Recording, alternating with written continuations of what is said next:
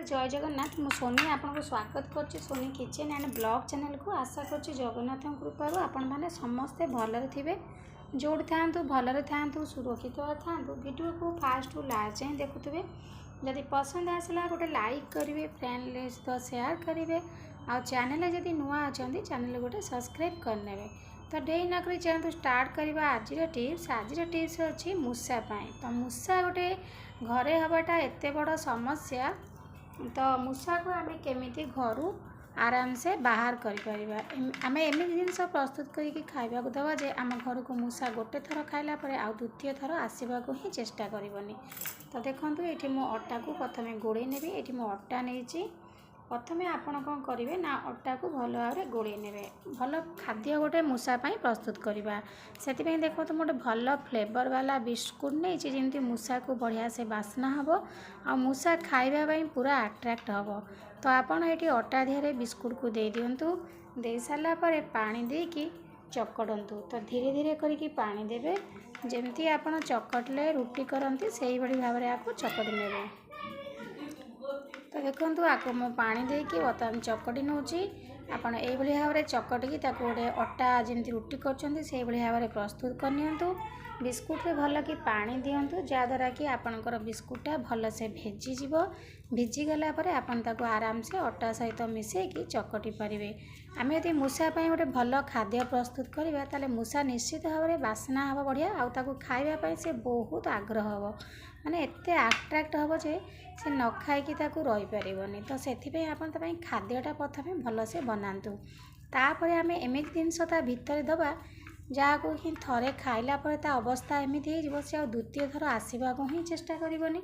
तो अटाटा मोर ये टिके पानी आगला तो से आउ टिके अटा दे दूची अटा को देकी भल भाव चकट नौ मूषा घरे आपणकर जेकोसी जगह जदि बहुत लंड्री बैग हो कि जेकोसी जगह आप ड्रेस पटा बहुत परिमाण रखुवे तो ता भितर पशि जाती तो ताकू सब कुटुकुटा करके काटी पकेबे ता सहित पिलामानकर जो बही सब पिला माने रखुचन बही थाकरे पशिले मूषा माने बेसी बही मध्य काटिबे टुक टुक कर पूरा राति सारा से बही की सब काटिकी खंड खंड करदेवे।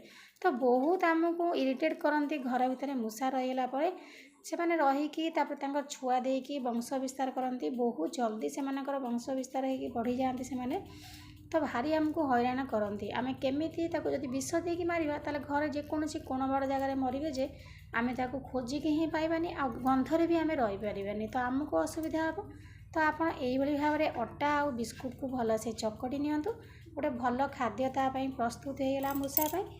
तो देखो बहुत बढ़िया बास्ना हम आ खाइबापी पूरा अट्राक्ट हम ता सहित आपणकर चाउल अखा रखि से चाउल अखा को से काटिकी चाउल जाक खाइबे आ जो मूषा हगी दिखती आपणकर सब चाउल जाक एमती गंध हम आपड़ से चाउल को द्वितीय थर भी खाई पारे आते धोइले ता गंध जीवनी।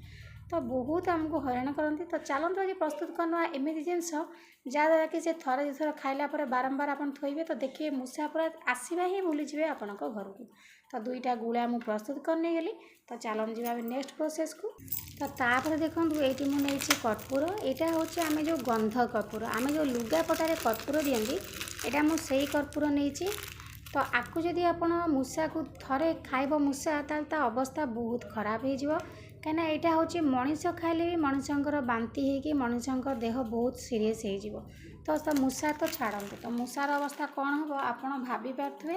तो ये मुझे पेपर उपर थोई नेली छिटक बोली सबुआड़े पेपर टी को भल से फोल्ड करनेली तापर आप भल से बाड़े गुंड करनी। देखो ये मुझे गुंड कर ठीक से भाव में गुंड करने आर स्मेलटा भी बहुत कड़ा होता है।